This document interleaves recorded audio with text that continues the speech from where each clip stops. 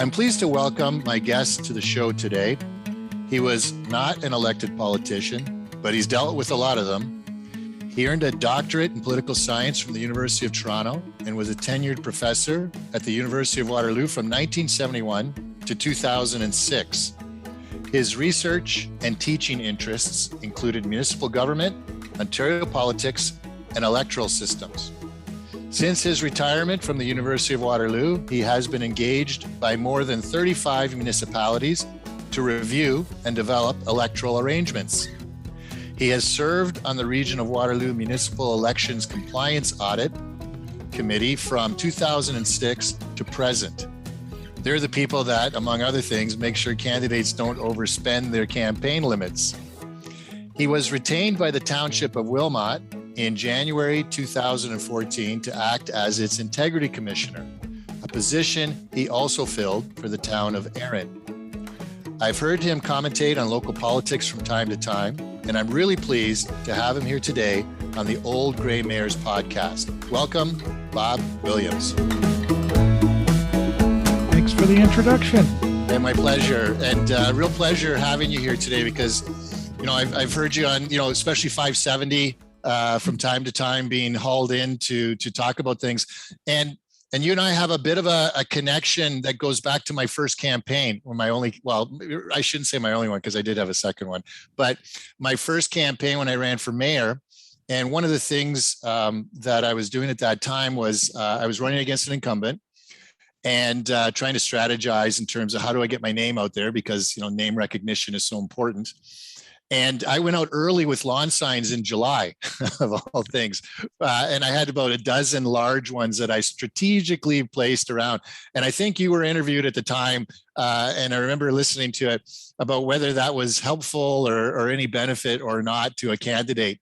And I think it helped a lot, but who knows who can predict the future? I said, I'm going to show that guy. Well, I know that I've never been a candidate, so I've never had to wrestle with it with a hands-on perspective, but yeah, it's easy to be an armchair critic and like a lot of things happen. A lot of things We're- happen that, Yes, you're exactly. asked to comment initially and you don't always have all the whole story, but anyway. I wasn't being critical. It just was, I thought, a fun story to share with you how we indirectly first crossed paths. But in my intro, I mentioned electoral arrangements. Now, we're not really going to be talking about that today, but if you could just maybe give an explanation as to what do you mean by electoral arrangements? happy to do that, Rob. Under the Municipal Act and parts of the Municipal Elections Act, the structure of municipal councils is not really clearly defined. There's a lot of open space, if I can call it that way. Councils can decide how large their council should be, how many members, as long as there are 5, and one of whom is called the head of council under the legislation. As long as you've got 5, you can have any number you want. And of course, I didn't realize that. So 5 is the minimum. Okay, 5 is the minimum, as long as you've got Interesting. that. And there are many municipalities in smaller areas that are 5 members.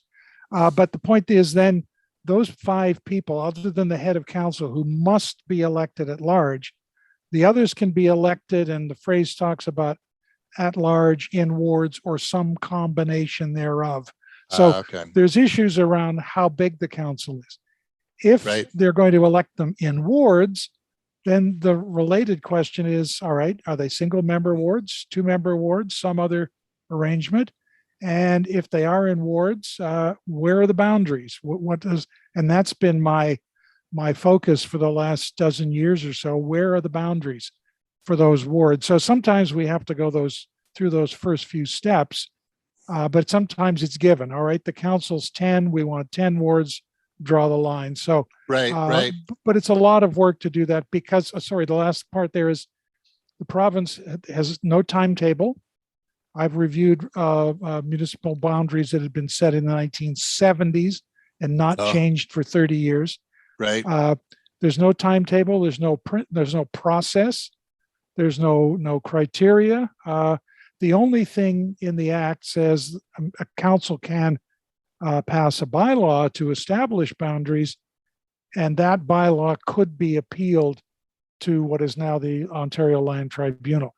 Before about 2006, I think it was, there needed to be a public meeting about a change. That was eliminated. Now, the council only has to tell people after they've made the change, oh, by the way, we've changed the boundaries, and if you want to appeal it, you can. But we work through the process that it's better to get in ahead and not wait after. Right. Or you mean get the public input ahead of time? Is that what you mean? Sure. Yeah. And I think and we went through that process in air on our own, and I'll get to that in a sec. But when you're looking at boundaries, there's sort of two key principles. Is it the population and commonality of interest? Is that sort of the guiding principles? Well, the point I would make there is, again, the province has not made any recommendation about how that should work. So the usual starting point is to look for wards that are roughly equal in population. Can never be perfect. Yep. But that's one principle. We also, in most cases, try to look to the future. Where is growth going to happen so that you create wards that are not going to be out of date after one election. Too quickly. And then a community of interest. The language varies a little bit, but you try to keep places together. And then you look for what I might call natural boundaries.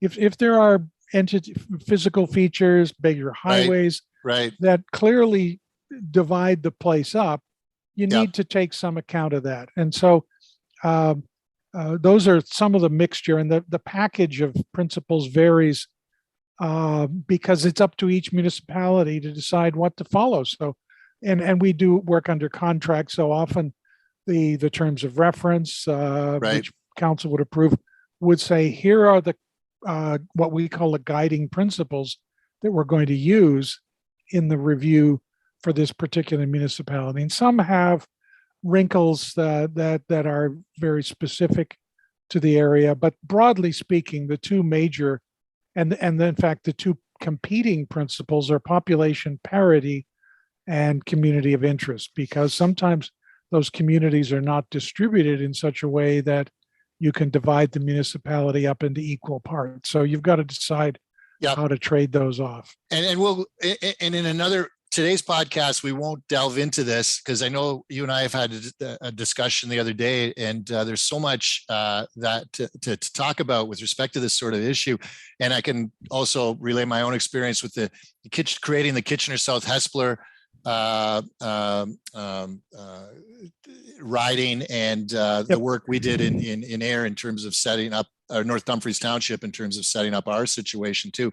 It really is it's a fun exercise, and it's it's quite interesting and fascinating. Now, but let me just ask you, as a professor and having done 35 of these, have you ever sort of on a theoretical basis taken a look at Waterloo Region and said, if I did this sort of thing here, what would and it became one tier, what would I be looking at in that situation? I can't say that I've actually taken the time to try to do that, but it would help. You see, that first stage would have to be determined how many, if there was a one tier, and we don't always agree on that. I'm not a big fan of it, but if it were to be, then the starting point is how big should the council be?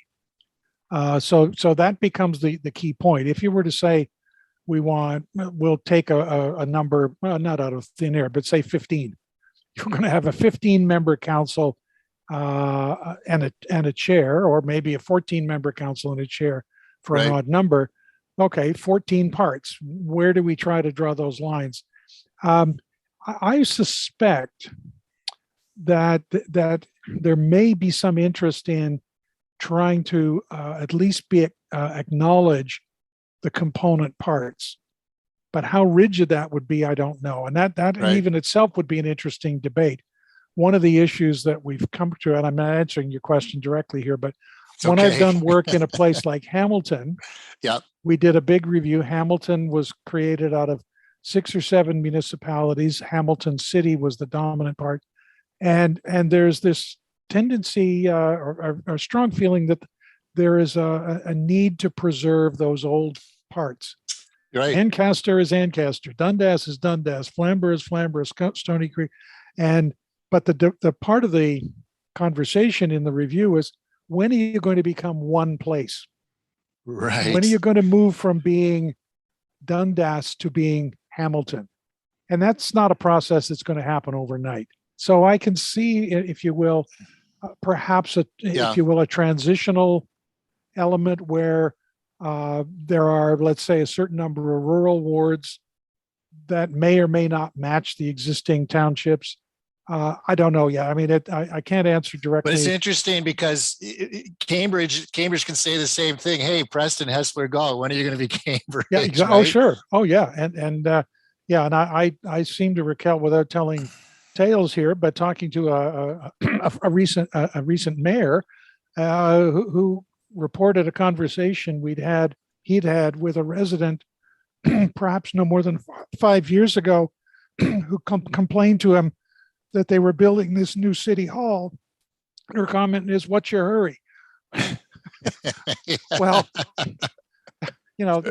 it's part of that point of the transition. So wards you'd want to pay some attention to the old arrangements, but how far you push it, I don't know. And when the city of Kawartha Lakes was created out of Victoria County, the person who conducted that review deliberately organized wards that did not abide by the old boundaries to help move them along right away. Now, that's a different scale. That's a good thought, though. That is a good thought. Now, just on Flamborough, you mentioned Flamborough.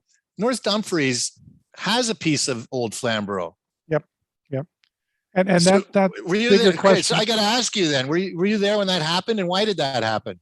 No, I wasn't part of that. Was a provincial initiative, wasn't it? Oh, okay. And even the region of Waterloo, I had just barely arrived in the area by then. If I remember reading about some of that, but I was never part of it. No, I was too junior and new. Because I always felt like, even as mayor, I mean, it was we always made an effort to reach out because it's the other side of the river, the other side of Highway 24. But they always had more of an affinity or commonality of interest with Cambridge to the north of them versus anything with Ayr. So and we bump into that in some of our work where people are complaining that especially an amalgamated municipality, and especially a forced amalgamation, that the whole idea is really not appropriate, and the boundaries of the municipality should be changed. Right. And we keep saying, sorry, don't talk to us, talk to the province. Right.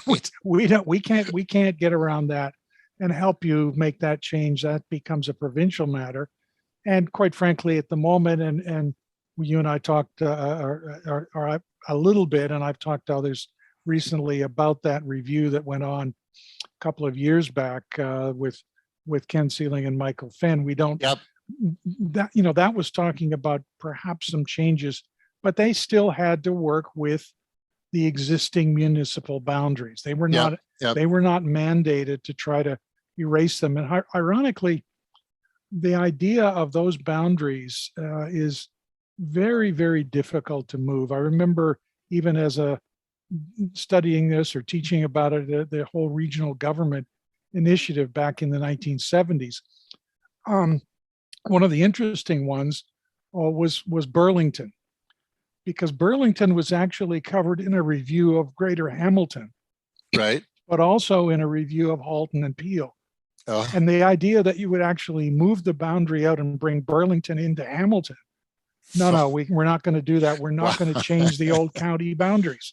Right. The counties that became regions. Yeah. So, there was they erased some of the lines in Niagara to put Lincoln and Welland, I guess it was, together. Yep. But, the external boundaries were only ever tweaked a little tiny bit around the edges. These highways that plow through these areas create some divisions, like 413 coming up. But anyway, we won't get into that. We won't get into that one today. And that comes back to some of the other part of the story. Are those boundaries, should those kinds of physical features be used as boundaries? In Hamilton, they don't. One of the wards crosses the Lincoln Alexander Parkway, and the argument was, well, we were here before the highway, so we don't see it as a barrier. Yeah. In other places, the highway was there, and you really have to assume that the two sides of it have not got a lot in connection with. Well, that reminds me of Barry with the 400 cutting right through it. But anyway, we'll move on. Or So Aurelia. yeah, we can talk about all of those.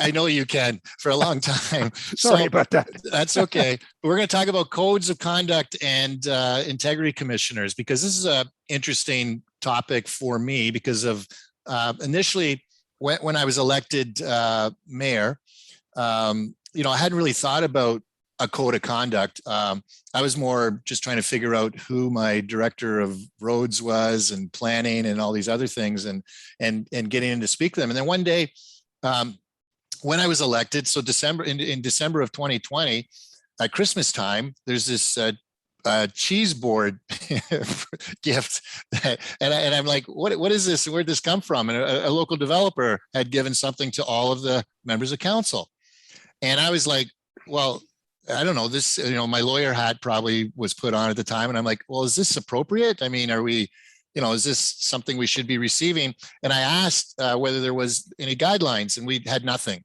We had no code of conduct at the time. Mm-hmm. And I said, well, what about lunches or anything else? And there were a lot of these rules of thumb, up to $50 for this or that or the other thing. And I said, well, you know what, we need to put something on paper so that we have actually a code. Now, I'm not sure how good that code was. And no doubt we went to other area municipalities to see what's available. A term like, I think you referenced it, R&D. Mm-hmm. Yeah, Rob and duplicate. Rob and duplicate. But hey, we don't want to reinvent the wheel, so to speak. Oh, but exactly. So we had something put together, but that was my first experience with that. What is a code of conduct generally from your experience? Like, how would you, if someone asked you, what's the code of conduct, how would you describe it?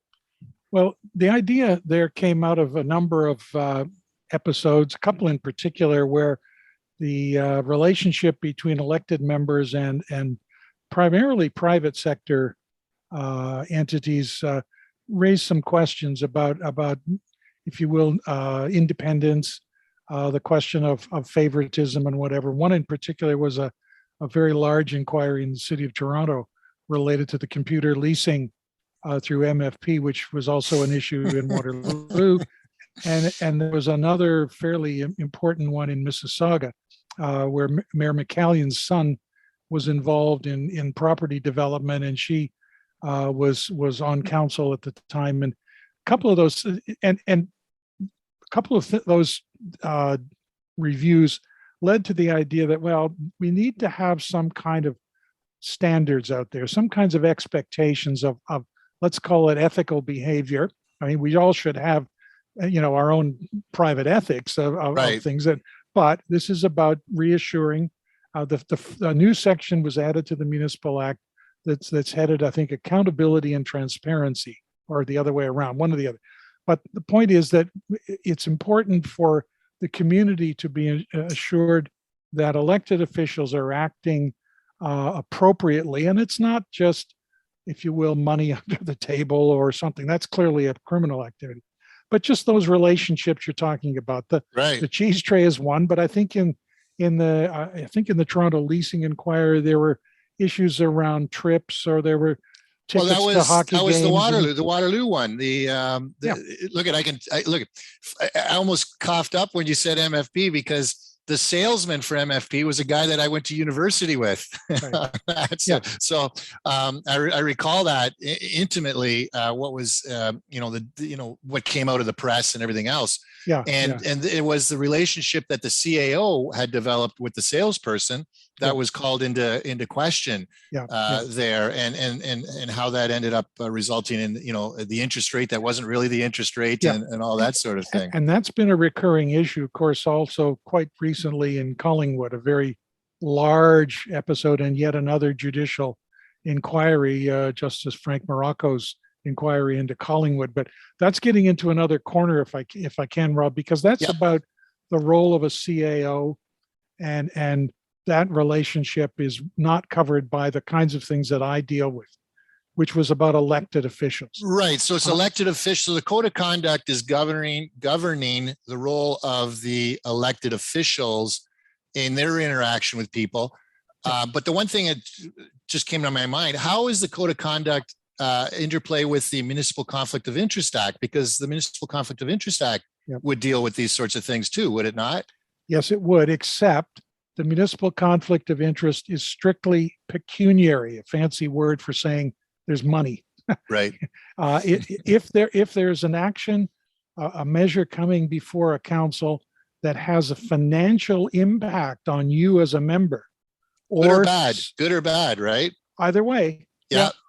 Or members of your immediate family, yes, the Municipal Conflict of Interest Act requires you to step aside from that whole discussion, to play no role in any discussions about the particular matter, and certainly not to vote on the outcome. But yes, it can be positive or negative. So that's a very narrow definition. That was part of what came out of the Mississauga case, because Hazel McCallion had no financial ties to a development that was going on. Her son did, but she was not. The act did not cover those kinds of connections. So didn't it cover children though, who benefited? And I think there was some gray areas about whether his role was direct or indirect or whatever. Okay. And even now, I'm jumping ahead a little bit. Even the most recent amendments to the act, to the Conflict of Interest Act, leave out a lot of people. Siblings are not covered. Best friends, quote unquote, are not covered. So that is one that also needs to get looked at again. And integrity commissioners also now have a role in relation to the Conflict of Interest Act.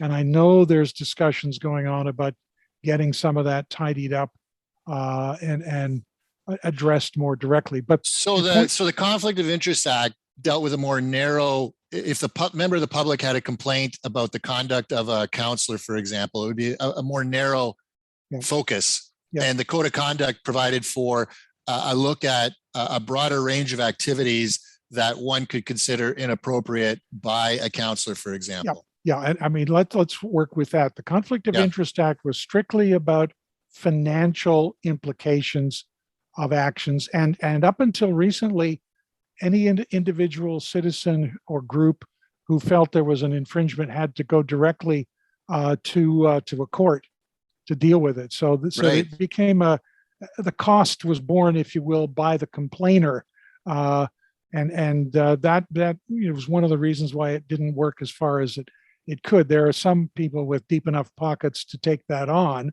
One of the more interesting ones involved Rob Ford when he was a councillor in Toronto, led by Paul Magder, who was a businessman who brought a suit against Rob Ford. This was the case where Ford solicited funds for his football foundation using his city letterhead. The point was he was using that to bring in financial benefit. He claimed, first of all, he never read the act, which is another story. But he always thought this wasn't for my benefit, so it didn't apply to me. And the court basically said no, it was a financial connection. So anyway, that's so the financial connections can be pretty broad because I noticed the body of case law under the Municipal Conflict of Interest Act, even though it is expensive to go to court, there are a lot of cases that fall under there. It amazes me that the act itself is like 15 sections long, and the number of politicians that don't really read the act and understand the implications. They always like to say there's one out under that act, which is community of interest. So for example, when we pass the property tax bylaw, we could say, hey, we have a conflict because we're paying taxes, but everybody pays taxes. So, there's a community of interest in that. But if, for example, when I was on regional council and I owned property along the route of the LRT, there were politicians that said to me, oh, that's community of interest. And I said, no, not everybody owns property along the route of the LRT. Exactly. Yeah. But anyway, back to the code. But the point, so anyway, let's back up. The Conflict of Interest Act is narrow. A code following especially these two inquiries, the Cunningham and Bellamy, was brought in about 2006, which was basically to lay out expectations, if you will, about the behavior of elected officials around a number of themes to do in part with the idea of gifts or benefits, but also about the broader issue of, let's say, the use of confidential information, the question of how the property of the municipality can be used. This was in the early days, I guess, of things like Blackberries and whatever, and laptops, and what could Oh, you use okay. that for, and Right. it was just and also the broader issue was just about how do you deport yourself. Yeah. So We- you're talking about the interactions, and I think this is the biggest issue: is the interactions between counselors, staff, even volunteers on municipal committees. Oh Correct. yeah, yeah, anywhere. Yeah, yeah. It's really trying, and certainly in the code that I'm working with in Wilmot, and I think many of them say this is not a substitute for your personal ethics. This is not something that takes the place of criminal code or human rights or whatever, but it's about how you act. Yeah. So, and that to me is probably what's led to what seems to be a real increase in the number of complaints that we're seeing in the past 5 years. Yeah, and I'm not sure that it's because counselors or elected officials generally are behaving differently, but people see Right. this as a way to try to clarify issues. Especially, I'm finding lately a lot of the cases I've looked at are people who feel they've been wronged in some way by the action of a member of council, and so they want to try to draw attention to that behavior. And I think one of the interesting things, as we'll perhaps talk about in a minute, that there really are not a lot of serious penalties for a breach of Yeah, a we code. will. We will talk But about that. the one thing that it is intended that often happens is that there's a lot of publicity, a lot of Right. visibility for Yes. infractions that Yes. are brought to the attention of a commissioner. So it's intended though to, I see it as a not a warning, but a reminder to counselors that there are expectations. When you're elected, things change. You're not free to say anything and to post various remarks and whatever they are. Right. You've got to think Right. about your public role. You are not a private citizen any longer. Exactly. You're expected to behave. Maybe the standard's too high or higher, but you're expected to act in a different way, and that's what the code is in some ways there to prevent abuses of that kind of behavior. I always found it interesting because I'm running my small business, which is my law practice, and it's a business. I've got staff, I've got a payroll, I've got expenses and overhead and everything else. And that's my private business. I don't have the newspaper or the media or the general public taking a look at my financials and questioning the decisions I'm making on a day-to-day basis. But once you're in the public realm, all of that is public, and your actions and conduct can be scrutinized, and that's where you really have to consider what you're doing and how you're doing it, and That's really right. pause to reflect quite Yeah, a bit and more. I think that was the original intent of creating something called a code rather than say putting it in legislation. You Right. can't possibly legislate for all of the eventualities. And there are a couple of interesting steps in there. First of all, the original idea, well, it's still the practice. It's each municipality has its own code. Now they may borrow them, they may adopt Right. them, but it's the municipality's code. It's not the province's code. So you have each one applying to that particular municipality, and it includes the kinds of things that municipality has decided is appropriate. Now, like every piece of legislation, it gets out of date fairly quickly, and you've got to keep updating it because, Right. for example, many codes make no reference to social media. It's implicit, but it's not explicitly mentioned Right. as to how those are to be treated, or other kinds of things that emerge. And so you have you sent me something just to give you an example. So in AIR, we would have prepared our code around 2011. Okay. But you sent me some information. It was Ontario Regulation 55/18. So the 18 being 2018. Yep. So there's an example and of things that have to be. So the province will tell you things that should be included. How you include it is up to the municipality when you're drafting your bylaw, but there are certain elements that need to be included in there. That's right. Yeah. Again, as I said, the initial phase, this was voluntary. That original 2006 amendment to the Municipal Act said, in effect, municipalities may develop a code and may employ an integrity commissioner or may have an ombudsman or whatever it is. After 2018, it was mandatory. Yeah. But again, the province didn't say what should go in it until this regulation. Yeah. So it was interesting because at the region, I was surprised the region itself didn't have an explicit code of conduct during that 2010 to 2014 period when I was there. And so it was very interesting to see that. And then we had the situation where one of the councillors ran into an expense violation. And so I moved a motion at that time for the region to develop a code of conduct. And that was in 2014. There was some pushback because it seemed like, those that were there for a long time felt that they had a way of doing things and we would just keep doing things the way they were always being done. But no, I mean, it was necessary to update it. And then obviously 2018 would have provided some more changes if it wasn't already covered off. But the main change, though, was that instead of making it voluntary, it was mandatory. Right. Yeah. But this regulation followed from that. And it's interesting that it only lists 4 topics. Yes. That had to be included at some point in some way in each code. And there are a huge range of things that are not addressed at all. And I know it in discussions with integrity commissioners and the group, the collection of us, 40 or 50 of us, maybe, I think that's a number, could be there. Anyway, we meet a couple of times a year and we were anxious to get some more direction from the province. There were other debates around that, but it was surprising that in the end they said, "What? Just these 4? That's all?" That's a pretty thin set of concerns. But I could see municipalities, the elected officials pushing back on more than just the 4. Yeah, it's possible.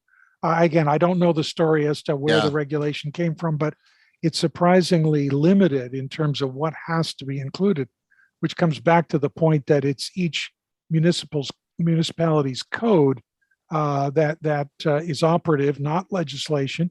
And in my case, I've dealt with 2 different codes, and they were different in some of the language they used, in the way they were organized, and in some of the topics.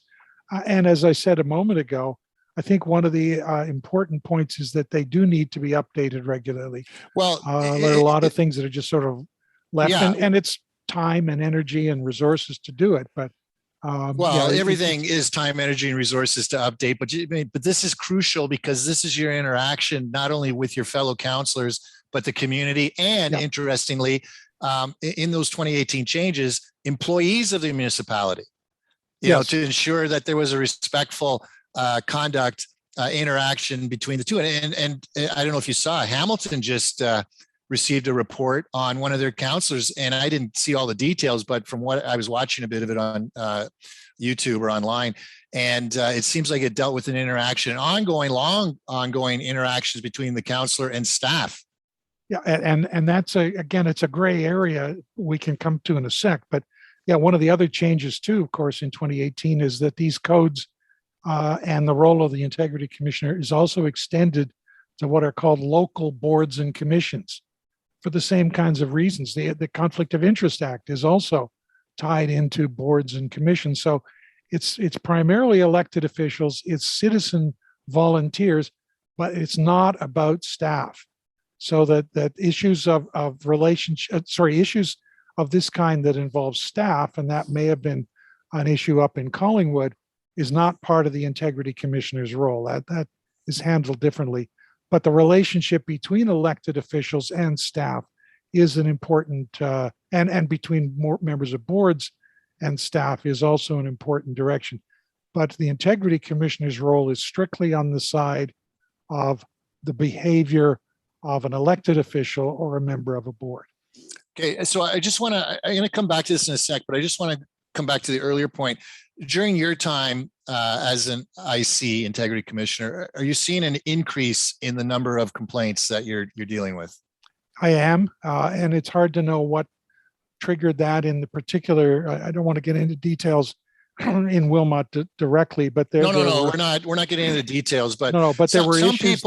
some people will say it's politicized or weaponized is a phrase you hear sometimes being used. Yeah, and I'm seeing some of that. I haven't called it that in a report, but that Right. I get that impression. But certainly in discussions and seeing communications through other integrity commissioners, the code is often being used to address issues, if you will, in between elections, things that come up that people want to draw attention to and feel quite legitimately in many cases that have been badly handled or have been inappropriately addressed by elected officials, and they use the code as a way to publicize some of those concerns and perhaps end up with some kind of judgment on an elected official's and behavior. a judgment, and a judgment against an elected official. And we'll talk about penalties after.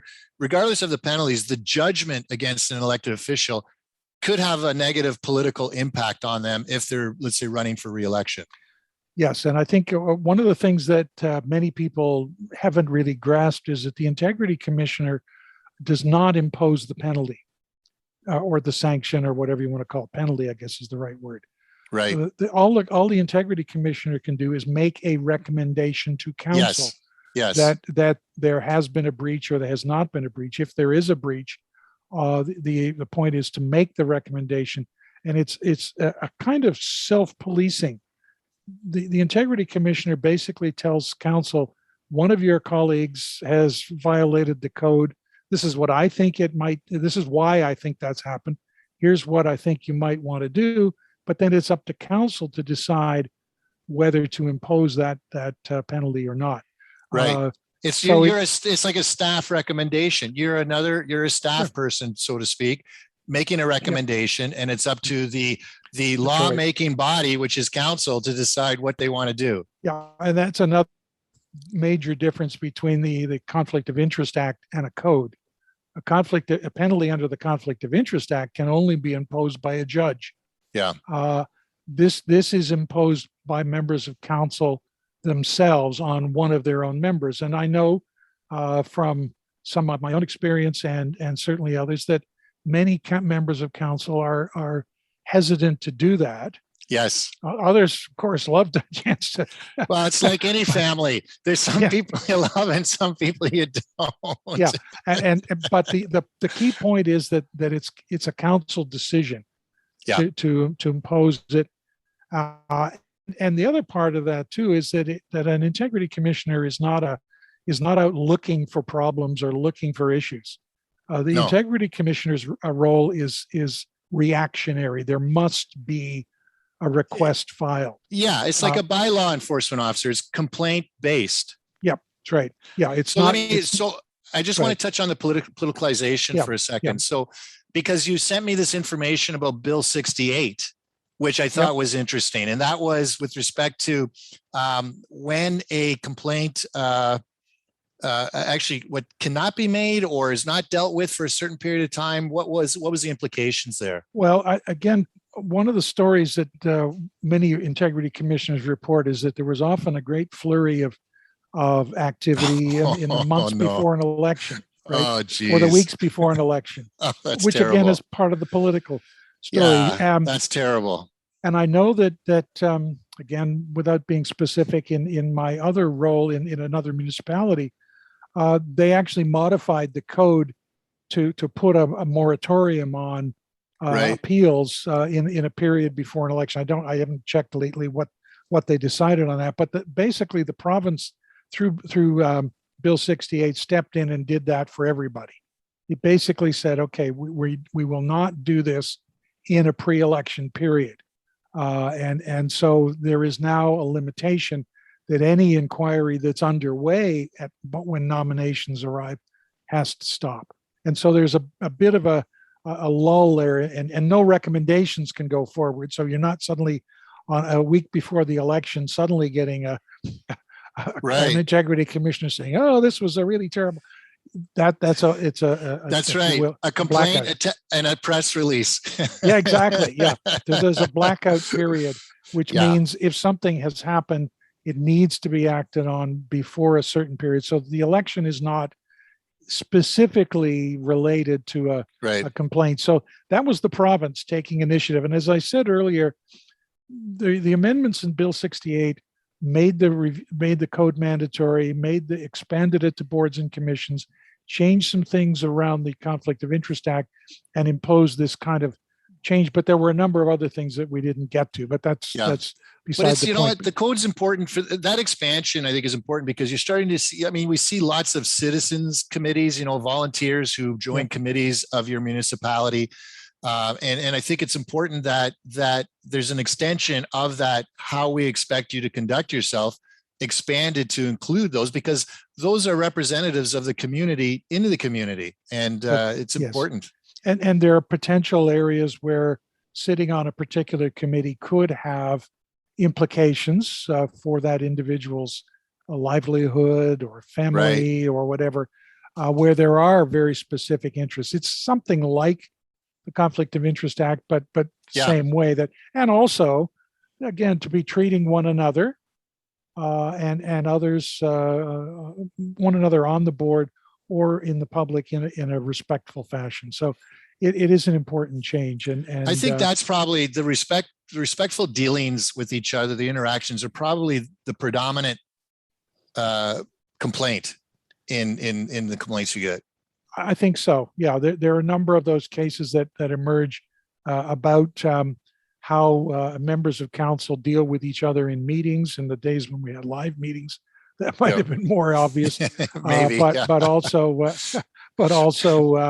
how your expectations of staff, and I know that there's lots of ambiguity, especially for new councillors, about can't I just walk into the fire station and chat with somebody about what's going on and expect things to suddenly change because I think they're the right way to do things of that sort that councillors clearly need to avoid and not appear to be using their position to their advantage, if I can call it that. Well, it's, I did a podcast with Mike Murray where we just spent the hour talking about the interplay between staff and elected official, because that's a big unknown. Like when I was elected, like I run my private business, I hire, I don't really fire much, but I hire, I'm dealing with staff. Now suddenly you're an elected official. What is your role in terms of your interaction with the person who's plowing the roads, versus the CAO, for example, and what can you or can't you do if you're unhappy with a certain service level? So very delicate situation there. Yeah, let alone dealing with unions.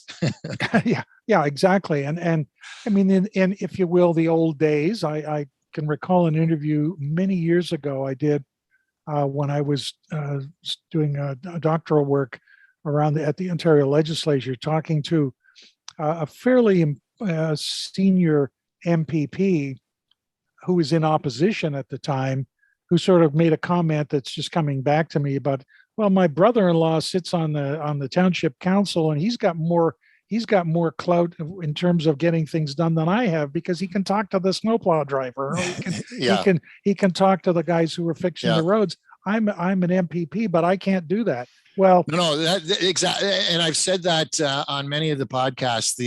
I just loved my time as a municipal politician because you interact so much at the grassroots level, and you build your community, and you determine, for example, what roads are where they're going to go, what's going to get plowed. It's like these are the grassroots, everyday things that impact people. You drive your car, that's municipal. You get your garbage taken, that's municipal. You turn on the tap, it's municipal, right? I mean, there's so much that interplay between the two. But let me ask you this. So one of the things that I've kind of, in thinking about this, because you can make a complaint to an integrity commissioner, in most cases, there's no cost to file a complaint, is there? No, there is not. There's been a little bit of a debate again within our group, and I've seen it elsewhere, about whether there should be a fee. Some municipalities do and use them, but others have taken the view that no, this should be open. I think Cambridge, which had a flurry of complaints for a period of time, was debating whether to apply a $25 fee for a complaint. But the other part of it too is Unlike a court where if you got to file a claim, there's fees for filing the claim Yep, yep. and everything else. And rarely are you going to be self-represented. So now you've got a legal cost to hire a lawyer. But at the end of the day, if you are unsuccessful in a court proceeding, you have the cost consequences because you Yep. pay the other side's costs, right? Loser Yep, pays, that's so to right. speak. Yep. But with a integrity commissioner complaint or complaint to, under the code of conduct, there are no repercussions like that. No, there are not. No. And there are obviously costs. I mean, the question is who pays? Well, all the taxpayers pay. Well, sure, but the council is writing the check. I mean, the individual who made the complaint's not writing the check over and above their property taxes. That's right. That's right. And so it's buried in there. I'm not sure what level of budget is devoted to integrity commissioners, but it's not a huge amount. I mean, no, but I'm not getting at. What I'm getting at though is that if you go to court because of the cost consequences, you may not bring what might be perceived as a frivolous action. Yeah. And with the code of conduct, you can bring any complaint without repercussion. It's right. And there is some are frivolous. I'll say it. Some are frivolous and some are spiteful. And there are references in codes to the integrity commissioner having the authority to dismiss requests as frivolous or vexatious. Right. So one of the dilemmas, though, is how soon do you figure that out? Yes, I'll get to that. We'll talk about that in process. But exactly. But at the end of the day, even when you dismiss it, there's no cost consequences to the individual. Not to the person who files it. And for many municipalities and under current arrangements, that seems to be the expectation. Again, there are debates going on about whether that should change, but there is no requirement. There's no standard process that goes into it. This is seen to be, again, part of accountability. People should have the right to raise it, but they don't need to. And that's a difference now with the Conflict of Interest Act. They can make a proposal or a request for an inquiry through the integrity commissioner at no cost, who may or may not eventually take it to a judge. But that's a big change from the way it worked before. When did that change come about? That was a part of Bill 68. Okay. So Bill 68 then brought in this function for people because the cost is so prohibitive to go to court. And so this provided an opportunity for people who had a concern about a conflict of interest to bring it to someone like yourself. That's right. I wonder how many people are fully aware of that process, because I don't think I was myself fully aware of that. Well, I'm not sure. I mean, that's a bigger question than just that specific one about how well people understand the code. But I don't know. I've not had to deal with a conflict of interest in that, again, narrow pecuniary sense. But there are many that do. And I know integrity commissioners were having a meeting, I think about a week ago. And one of the topics was when to go to court. And I frankly haven't had time to go back and review. No, that's fine. But the point is, it's a question that they're still wrestling with. How often do we take it straight on? Yeah. So are you saying then if someone has a concern about a conflict of interest, they bring it to the integrity commissioner, the integrity commissioner are they entitled to impose a penalty if they do find it, or do they say this has to go to court? No, that part of I have to double check on. I don't think there's a specific reference, but still the question is if it's seen to be a violation of the Conflict of Interest Act. Yeah. That may simply be like others. It's just I found a situation, but I'm not taking it on looking for a judicial outcome. But there's, as I said, there's still some debate about whether that should happen. I gather that doesn't happen in every case. That's something we can explore in a future podcast. And I'll do some more homework on that one. But right now the penalties under where you find a violation of the code of conduct. What is the range of penalties? Very limited. There's only two, at least in terms of the legislation. One is this very general term, a reprimand. And the second one is a suspension of the remuneration, big word again, suspension of what a member gets paid. And the phrase is in respect of his or her services as a member of council. And that can be for a period of up to 90 days. So in small municipalities, that's still not a lot of money, but it is a financial penalty. Right. And there are some other codes lay out some other forms of penalty, like removing someone from a chairmanship, chair of a committee.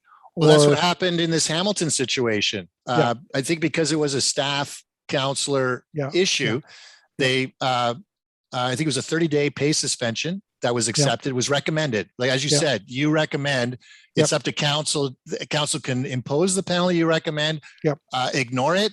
They can impose something else or do nothing, right? I mean, they have the whole range of options. There are. And the something else, of course, was also an interesting debate among among integrity commissioners, and even at a court level.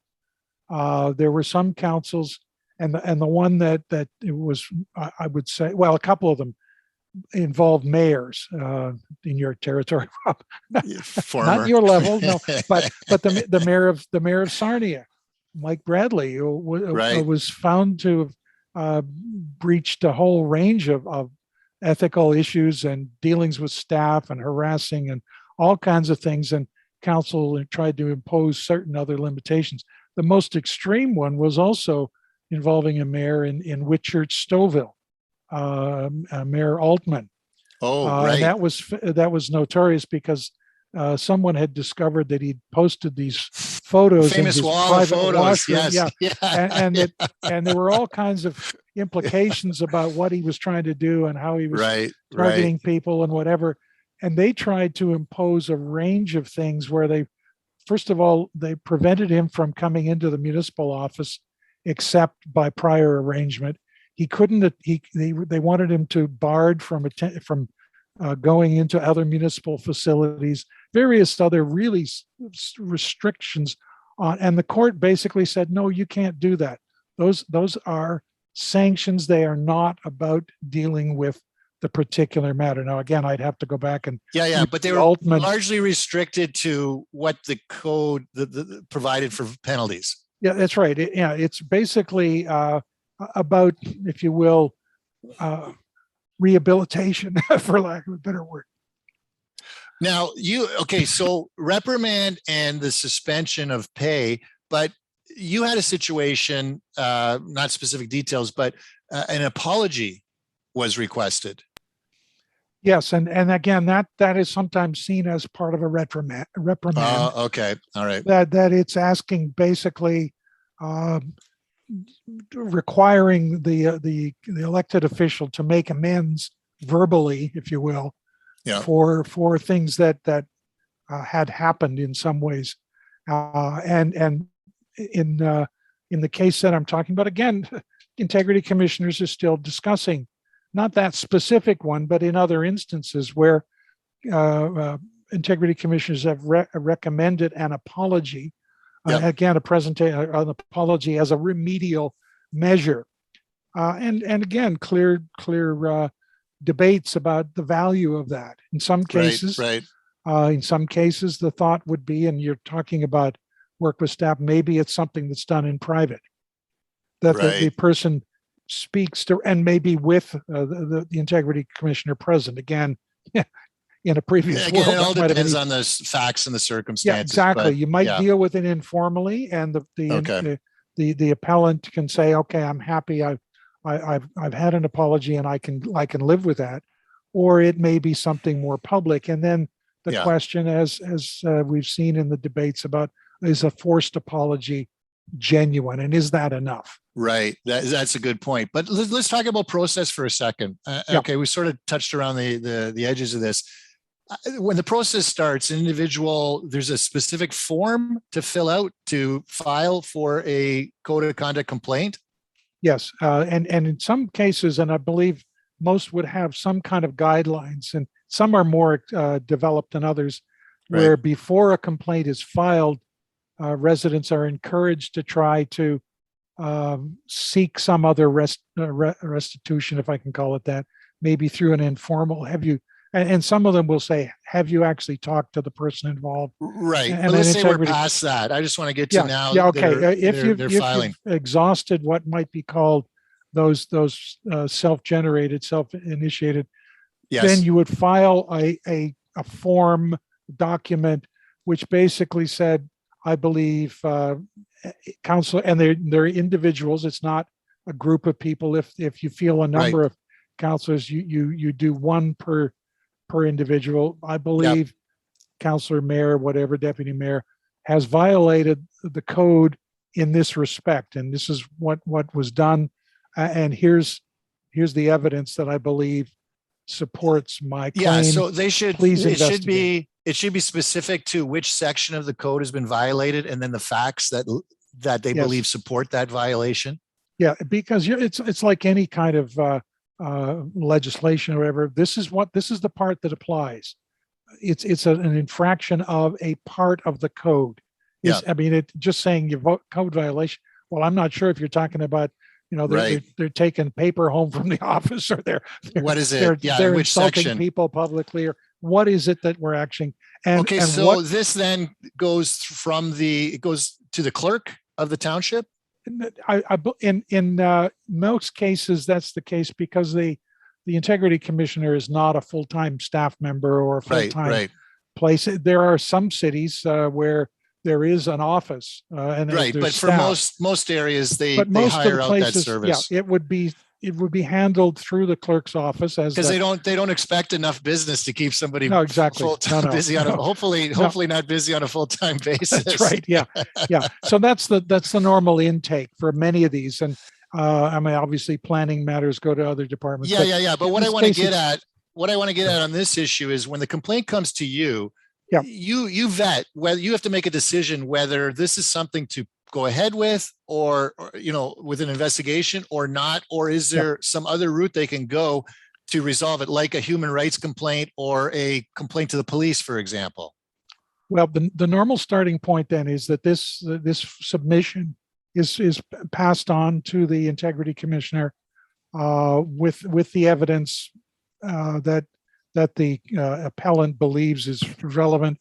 Normally, that would require, in my case, I would normally contact the appellant Right. and ask for clarification on certain When you say points. appellant, you mean the complainant, right? Yes, so Complainant, yeah, yeah. I prefer to call it an appellant, but I understand. but that's okay. Yeah, but whoever submitted the Yeah. request to clarify some of the points, often there may be some ambiguities, but just to be very clear what it is they're asking for, and Right. maybe even what do you think is a reasonable outcome here? What are you looking for? Right. Are you looking right. for an apology? Are you looking for something more? Just to help me understand what I'm being asked Yeah. to address. I would also then contact the elected official or the subject board of the member. complaint. Just the respondent is a language Yeah. that's often used. Okay, I've had this complaint. It's about such and such, and I will make arrangements to provide a redacted copy to the respondent to say, here's what's being said about you. Right. Please give me a response, ideally in writing. So you maintain the privacy or the confidentiality of the complainant or the appellant. I would normally do that. I believe that that's an appropriate way, because this is not a matter of seeking, I hope not a matter of seeking publicity. And if it is, I don't want to play a part in that. Right. If it's a member of council approaching another councilor, and that's never happened in my current position, I might have to do that because it's pretty clear in some cases who we're talking about. Yeah. So that becomes a bit of a gray area, but normally it's confidential. I know I was accused in certain cases by a number of people of just sort of taking, people can make their claims without being identified, or they can make their accusations anonymously. No, they can't. This requires a formal document that you have to sign. You have to indicate who you are. Yeah, but I want to get to the point beyond of that, whether you're going to proceed or not proceed. What are the what factors determine again, a full investigation or not? And part of that becomes reading through, reviewing what's been submitted to determine, is there any substance here?